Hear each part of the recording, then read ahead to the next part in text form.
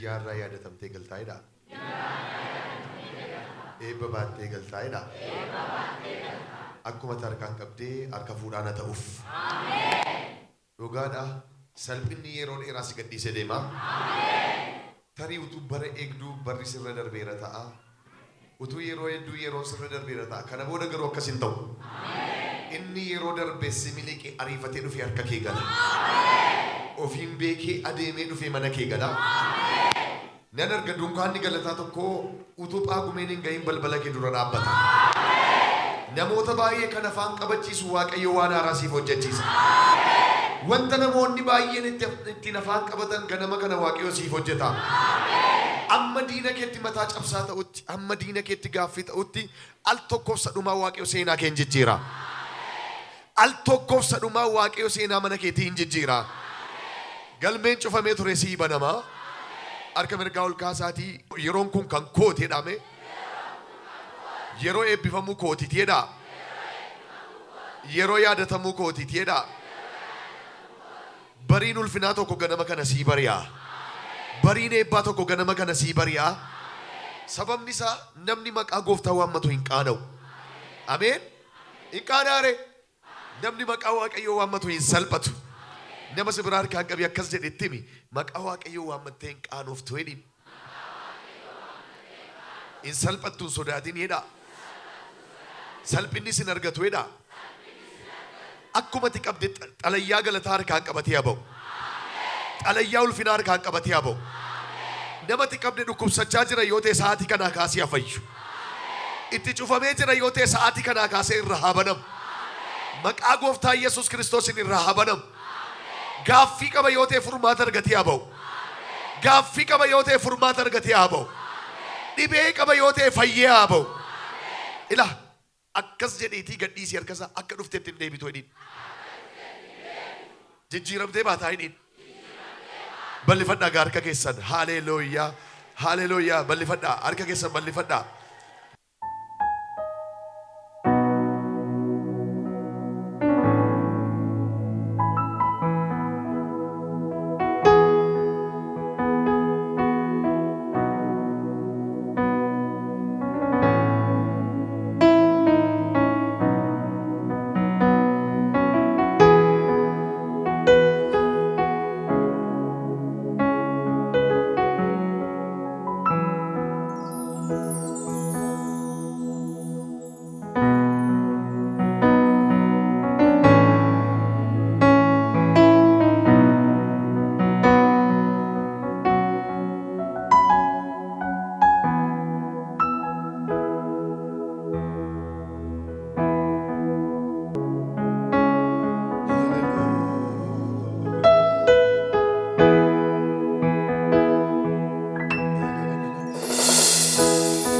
Nama tokko ganama kana Waaqayyoo hin nagaa. Sagaleen iyya kee ganama kana hin naga'ama. Sagaleen bo'icha kee ganama kana hin naga'ama. Waaqayyo sagalee iyya kee siif naga'a. Haleluuyaa. Galateeffadhaa Waaqayyoon ililleedhaan jajadhaa. Eebbisaa maqaasaa eebbisaa. Ammayyuu harka keessan tumaatti galateeffadhaa Waaqayyoon.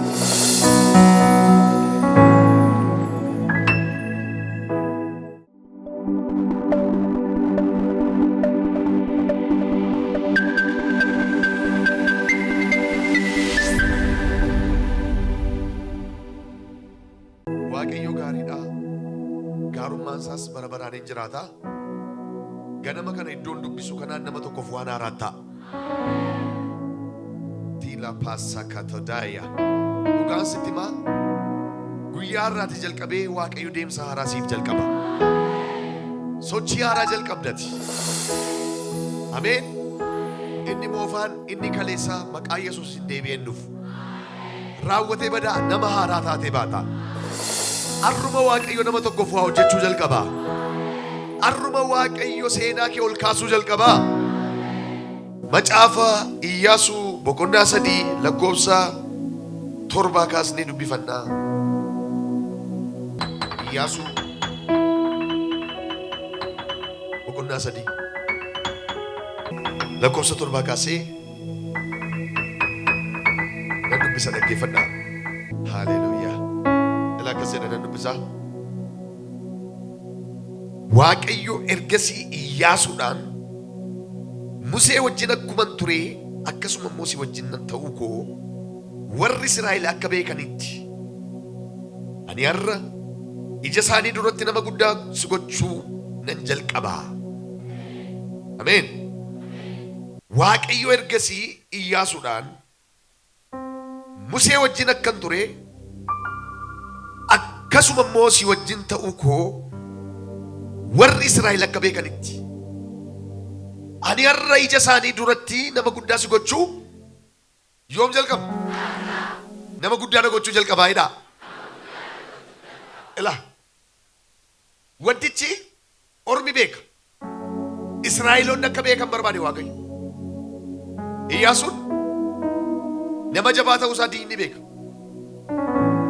loltuu jabaadha, jagna. Garuu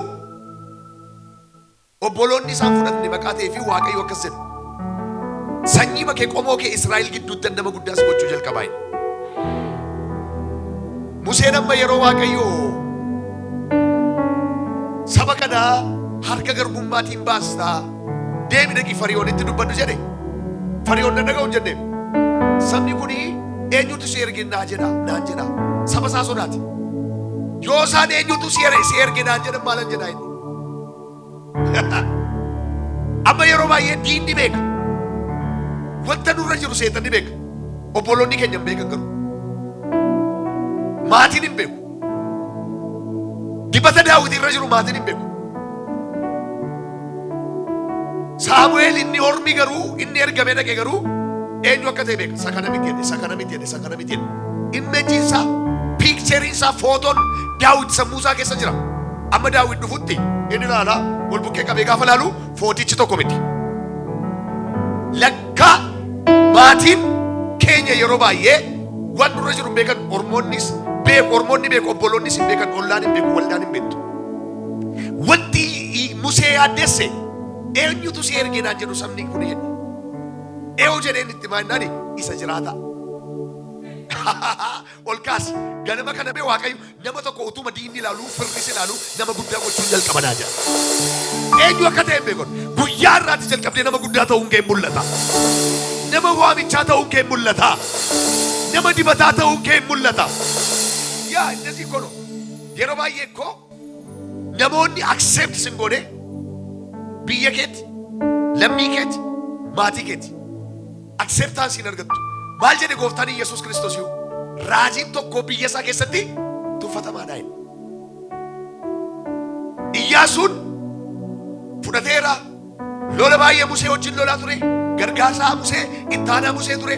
Utuu Filisxeemota gaafatti waa isaa sitti biyyoota inni mo'aa dhufe hundinuu waa Iyyaasuu beeku.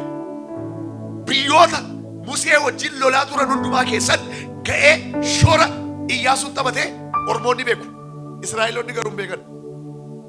Hin beekan. Isa booda Waaqayyo maalitti jedhe Iyyaasuudhaan har'aa hidhe Israa'eloota gidduutti diiklaapoozadiyaa. Kaasee harka kee waa tokko jedha. Lafuma jirtutti nama guddaa si gochuu jalqabadha Waaqayyo. Eewna manee dhufe ganama kana warri si simachuu didan kana booda si simachuu jalqaba. Sababni isaa Waaqayyo har'aa kaasee nama guddaa si gochuu jalqaba. Harka kee raasi ani har'aa kaasee dhibee nama guddaa ta'uun jalqabaa inni. Eewna manee dubbate si chaappeseera maqaa Yesuus. Isa booda Waaqayyo maal jedhe ani har'aa kaasee Israa'eloota gidduutti jedhe lakkaa ormoota gidduutti maqaan Iyyaasuu guddaa kaffe jedhe dhagaa. Guddaadha maqaan isaa. Eessatti? Ormoota gidduutti. Israa'eloota gidduutti garuu acceptance hin argan. Gargaara Museetii waggaa dheeraaf mucaan kun waxxaatii ta'ee Musee duukaa gaara Siinaatti kan ol ba'ee isaa. Musee duukaa seera kan fuudhee isaa. Jalqabee amma dhumaatti gargaara Museeti. Garuu acceptance hin arganne maqaa ta'eef maal jedhe Waaqayyo ani irraa kaasee Israa'eloota gidduutti nama guddaa si gochuu nan jalqaba. Eewni fudhatee galu guyyaa irraatti kaasee waa sii ta'uu jalqabeera. Fayyinni kee dhugoomuu jalqabeera. Siin chaappeessa siif haa ta'u.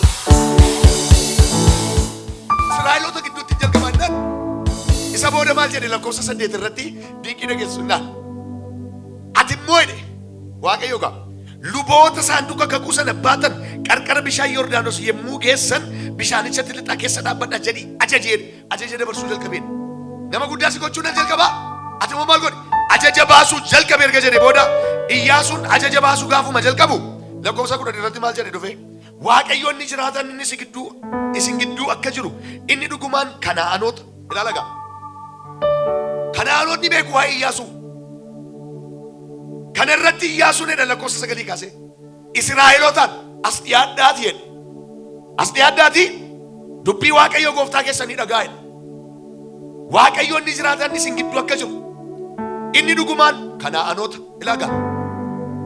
Dubbatachuu jalqabe wanta gochaa dhufe Kana'aanota, Heetota, Hiiwota, Pheerizoota, Girigooshtoota, Amoorota, Yubusloota fuula keessan dura ofii akka baasu hin beektu jedhe. Bakka beektu jedhe. Maaliif? Si wajjin hin jirannaan tarreessutti kenni immoo in argitu kanaa jedhe. Kaasaa Ameerikaa keessa waan tokkoon jedha. Maqaa gooftaa Yesuus Kiristoosiin moo'icha Waaqayyo sii kennuun diinonni kee hin jilbeenfatu. Waaqayyo moo'icha tokko sii ilaachuu jalqaba. Iddooma jirtutti nama guddaa ta'uu jalqabdaa. Ilaagaa. Erga jedhee booda Museeni galaana diimaa gargariidhuudhaaf dullaadhaan inni iyye dullaa baatee.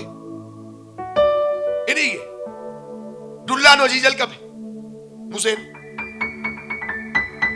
Waaqayyo garuu Iyyaasuu jimbifaddaan ta'e. Museenis Israa'eloonnis galaana diimaa erga inni gargariiramee keessa lixan. Namni tokko hin dafarre utuu bishaanichi gargariirame. Amma garuu ajaji Iyyaasuu miila keessanii bishaanicha keessa kaa'aadhaan jalqabe. Keessa yeroo jirtu bishaanis hin nyaatu dubbii. Keessa kaa'i miila kee. Saanduqa akka gubaachise lubootaan miila keessan bishaan Yordaanos keessa kaa'e. Miilaan gargariirame Yordaanos. Saanduqa akka Waaqayyo baatanii gaafa san miilaan Yordaanos keessa dhaabbatanii akka tuullaa midhaanitti as ol tuulamee dhaabbate. Kottu waan tokkoon jedha. Rakkina sirra yaa'uu barbaadu qad godhee dhaabeera. Mana keerraa qad godhee dhaabeera. Dhaabbateera narraa hidhamee. Museen dullaan gargariire. Iyyaasuun garuu miila lubootaan Yordaanosiin gargariire. Miilluma keessa kaanii gargariirame. Amma mee namni tokko si baate tarkaanfii tokkichaan eebba dhaaltu qabdi. Of akka ta'e hin beeku nan chaappeessa tarkaanfii tokkichaan eebba kee keessa seentaa. Kakuu kee keessa seentaa. Barakata kee keessa seentaa. Ameen ameen ameen ameen. Siin chaappeessa bal'ifadhu harka kee lachuu. Kana booda galaanni rakkinaa sirraa gargariirameera. Inni si yaaddessaa ture gargariirameera. Inni si dhiphisaa ture gargariirameera. Wanta barbaachisu har'an sii jalqaba siin jedha Waaqayyo. Qabeen argaa har'uma sii jalqabaa jedhi. Guyyaa biraan eegini jedhi. Abuma sii ta'uu jalqabaa jedhi. Namatti qabdeeffamuma ta'uu haa jalqabu. Maqaa Yesuus namuma ta'uuf haa jalqabu. Yaa. Eewutu si ergee yoo sabni kun naan jedhe maalan jedhaa jedhee Museen. Isa jiraataatu na ergee jedhitti maddu. Haleluuyaa. Hakiiloo paayoodha. Ergama wangeelaa qabattee namni tokko mee addunyaa ardii torban irra naannofta. Addunyaa guutuu irra naannofta. Warri si simachuu didan kana booda si simachuu jalqabu. Warri si fudhachuu didan irraan booda si fudhachuu jalqabu. Kanaafi Musee wajjin akkuma ture akkasuma Moosii wajjin ta'uu koo warri Israa'el akka beekanitti. Ani har'a ija isaanii duratti nama guddaa si gochuu. Ija isaanii duratti nama guddaa si gochuu. Yes, ija isaanii duratti utuma isaanii ilaalanii dinqii gurguddaatti hojjechuu jalqabe Waaqayyo. Isaan immoo maal jedhan? Waaqayyo akkuma Musee wajjin ture si wajjin taanaan tolee jennee sii bitamnaa jedhan. Ilaama gurbaa accept hin goone jechuudha. Dura mirkita nutti agarsiisi. Inni Musee wajjin ture si wajjin ta'uu isaa dura nutti agarsiisi jedhani. Maa rakkoon qabu jedhan rakkoon qabu. Museen du'eera Waaqayyo suutu saba geggeessanaan jedheennaani. Qoy bakka qoy rakkoon qabu. Inni Musee wajjin ture yoo si wajjin ta'e toleen taa'edhan kanaan achi hin fincillaadha. Hiriira nagaa baadhaan. Mafakkala mangistii geggeessinaan. Musee wajjin akka ture si wajjin taanaan garuu rakkoon qabu sii bitamnaa jedhan. Waaqayyo moo maal egaa utuma isaan ilaalanii nama guddaa si gochuu jalqabaa. Paradaayi lagatoya. Utuma diinni kee ilaaluu nama guddaa si gochuu jalqabeera Waaqayyo. Harka kee lachuudhaas hime utuma diinonni koo ilaalanii jedhime Waaqayyo na guddisuu jalqabeera jedhi. Sabbar seenaan nagaa. Gaara galataa tolbaatu maqaa Yesuus. Haleluuyaa. Amma yeroo baay'ee yeroo nuti asii tajaajilu akka nuti abidda uffannee jirru hin argitan sin. Uffata mana irratti argitu malee abidda hin argitan irratti. Seexanni garuu beeka. Maal gochuu barbaadde? Natti sigingaa. Maaliif abidda sirra jiraatti? Ati garuu hin argitu. Hin argitu amma hin argitu. Wanta Waaqayyo nuun hojjetu diinni beeka. Obboloonni garuu hin beekan. Waa'ee seexanni beeka. Abidda nama gubaa. Ati garuu abidda miti waan tokko qaanqee isheen argin baata. Waa'ee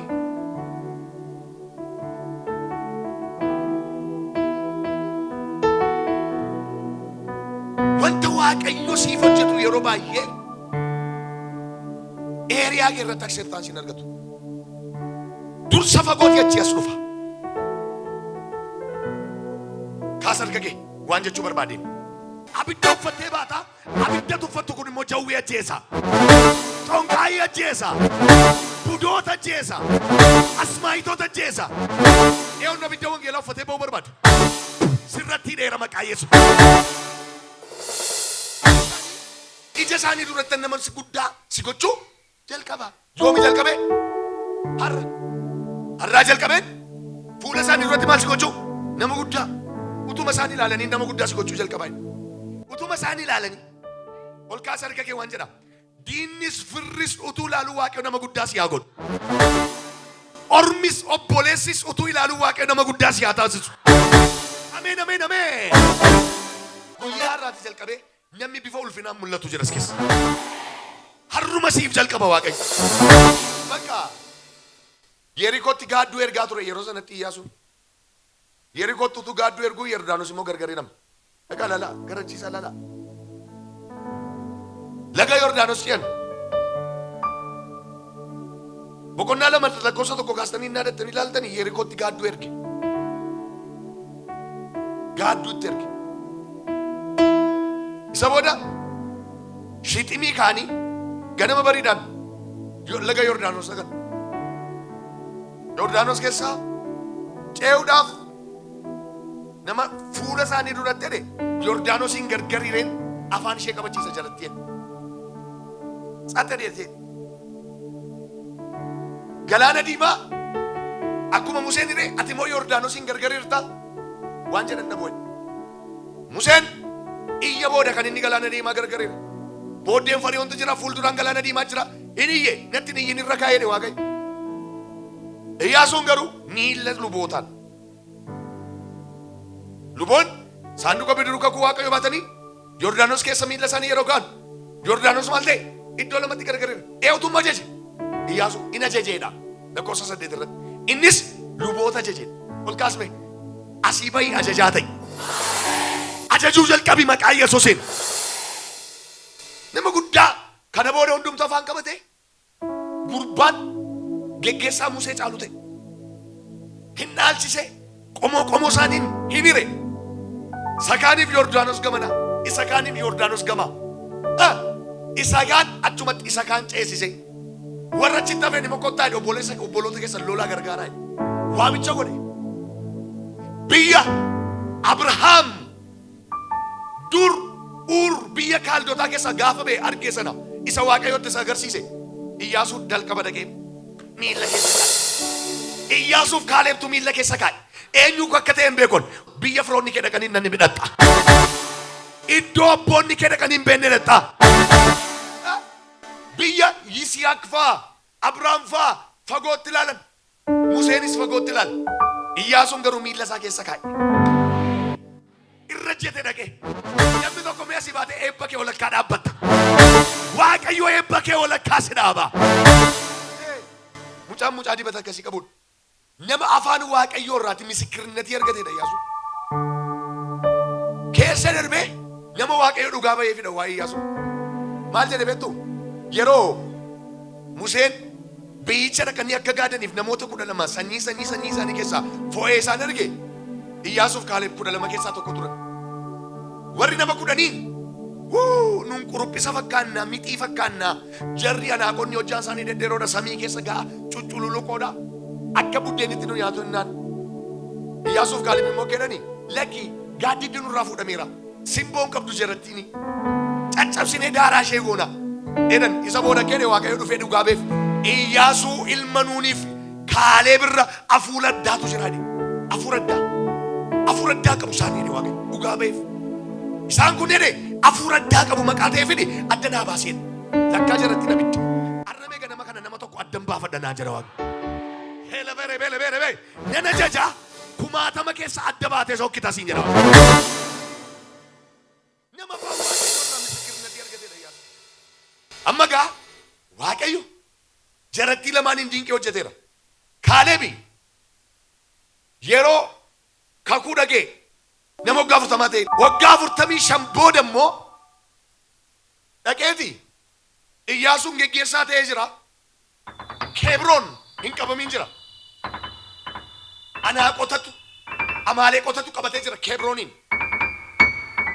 nama waggaa 40 ta'e kakuu dhagee waggaa 45 booda kakuu isaa yaadateeti Iyyaasuun waa'ee koof waa'ee kee karaa garbicha isaati wanta Waaqayyo karaa garbicha isaati Musee wanta ni waa'ee koof waa'ee kee dubbate inni irraanfatteeti jedhe lakki inni irraanfannee anaafati koo jecha nuun jenne yaadattu nan yaadadhaa jarreen wajjin turan illee mogolee saba keenya laaffisuudhaaf turani anaafati garuu isaan jajjabeessine gara fuulduraatti akka isaan tarkaanfatan isaan taasisne ani yeroo sana dargaggeessa waggaa 40ti amma garuu umuriin koo waggaa 85 ta'eera Waaqayyoof galatu jabinni koo humni koo ciminni koo gadi ba'ee ol galutti lolee injifachuutti akkuma isa durii ta'an jedhe Yesuus waggaa 45 boodas maade an akkuma isa durii jedhe hin laafne jedhe kanaaf jedhe yeroo sanatti immoo wanta dinqii isin dhibu Kebroon irra Anaaqota jiraatanii rukutanii barbadeessuu sodaatanii Israa'eloonni dhiisanii darban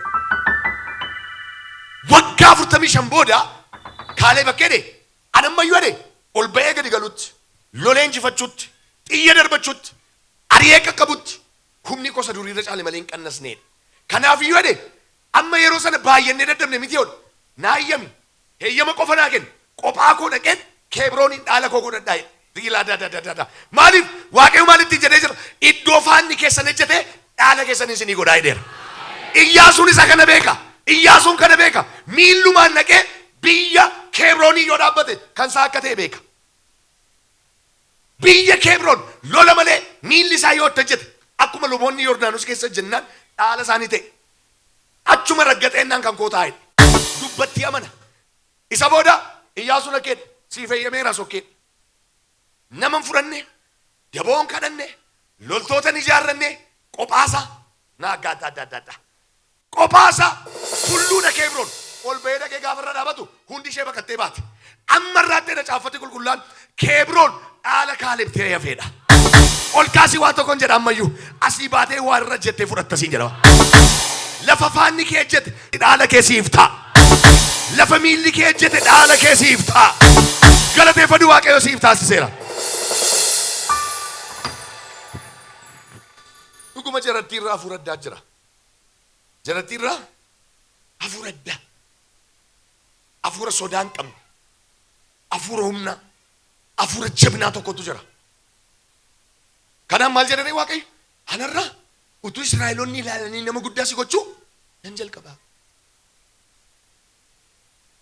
utuu Israa'eloonni ilaalanii nama guddaa si gochuun jalqabaa guyyaa har'aa kana jedheen xumura utuu diinni ilaaluu viizaa fudhattee baata ka'ii dhaabadhu kaa miila keenyaan dhaabanne bal'ifadhu harka kee mee guyyaa har'aa hidhime utuu diinni koo ilaaluu hedhin nama guddaa ta'uun jalqabaa hedhin amantee dubbatte har'aan booda qabaan sin danda'u qabaan rakkinaa sin danda'u qabaan hiyyumaa sin danda'u qabaan abaarsaa sin danda'u raasi gaarga kelachuu inni si qabaa ture gassi dhiisa inni si qabee ture gassi dhiisa inni eebba kee qabee ture gassi dhiisa inni nagaa kee qabee ture gassi dhiisa inni gammachuu kee qabee ture gassi dhiisa mee kename har'aa kaasee jedha guyyaa har'aatii jalqabeedha ani nama guddaan taa'edha ani nama ulfinaan taa'edha Yoomi jalqabdee raasi harka kee lachuu Yerikoon fuula kee duraan raafame lafadhaa. Yerikoo kan kuffise Iyyaasuudha. Yordaanosiin kan gargarire Iyyaasuudha. Yerikoo iyya Israa'elootaan diigi. Iyyaa naannaatiin. Inni iyyani dub jedhee lafa dhee. Kottu kaasee harka kee. Rakkinni kee bara dheeraa arra dub jedhee lafa haadha. Badii koo paadhaa. Iyyaa naannaatiin naan gaafa isaan naannaanii iyyan. Gaafa isaan naannaanii iyyan. Yerikoon ofiisaatiin guyyaa torbaffaatti dub jedhee lafa dhee. Oy guyyaatti see meeqa iyyuu turan. See meeqa. See meeqa iyyuu. Guyyaatti see meeqa. Iyyi isaanii hoo iyya meeqa iyyuu. Iyya meeqa iyyuu. Guyyaatti meeqa iyyuu Yerikoo irra naannaanii. Mee dubbisaa dhaqaati. Guyyaa torbaaf see meeqa iyyuu guyyaatti. Ol kaas harka kee waan sitti hima. Maqaa gooftaa Yesuusiin rakkinni kee irra lafa dhaa. Akkuma Yerikoon kufee har'a rakkinni kee hin kufa. Maqaa gooftaa Yesuusiin hin kufa. Mee raasaa harka keessa raasaa. Hin kufa rakkinni koo dhaa. Tokko. Lama. Dubbisaa. Sababii Israa'elotaatii fi karri mandara Iyyaarkoo jabaatee cufamee ture. Namni isa keessaa gadi hin ba'u isattis ol hin galu ture. Waaqayyo yommus Iyyaasuudhaan ilaa ani Yerikoo mootii isaa fi loltoota isaa warra jajjaboo wajjin harka kee keessa buuseera. Harka kee keessa? Buuseera. Fidina jedha harka kee keessa waa buuseera. Yerikoon garuu si'a 40 wayitii jige. Jedha itti fufa. Ati namoota mi'a lolaa hidhatanii wajjin mandaricha guyyaatti si'a tokko naanna'i. Guyyaa 6 akkuma kana godhi. Luboonni 7 fiinoo 7 baatanii saanduqa kakuu dura haa deeman. Guyyaa 7ffaatti immoo luboota fiinoo afuufaa adeemanii wajjin mandaricha si'a 7 naannaa. Si'a 7 naannaa. Guyyaa isa meeqaffaatti? Guyyaa isa dhumaatti. Guyyaa isa dhumaatti meeqa naannaan? Si'a 7. Guyyaa isa meeqaaf immoo si'a meeqa naannaan? Si'a tokko. Si'a tokko. Walitti meeqa? Guyyaa 6. Mee daadhee maal? Walitti daa. Mee jedha jalqaba guyyaatti meeqa? Tokko. Guyyaa meeqaaf? Guyyaa 6. Guyyaa 6. Guyyaa torbaffaatti si'a meeqa? Si'a 7. Si'a 7 itti fufa. Walitti daa si'a amma isaan naannaanii kun. Yemmuu isaan utuu gargar hin kutin fiinoo afuufanii akkuma sagalee fiinoo dhageessaniin namoonni hundinuu guddisanii itti ahiyyan. Yemmus masaraan mandarichaa injiga. Namoonnis addaddaan irra yaa'anii qajeelanii ol itti hin galu jedhee. Arra maqaa Yesuusiin ati sitti ol galtaa. Ilaa guyyaa 6 tokko. 6 qabaddaas. Guyyaa 7 osoo meeqa? 7. Guyyaa 7ffaatti 7 naannaan. Ilaa ishee kana dogoggortan. 7ffaarratti 7 naannaan. Guyyaa tokko meeqa naannaan? 6. 6 meeqa naannaan? Tokko. 7ffaarratti 7 naannaan. 7ffaarratti meeqa naannaan? 7. Ol kaasii harka kee. Maqaa gooftaa Yesuusiin har'a guyyaa 7ffaadha. Si'a 7 yerootti iyyitu wanta jigu jira.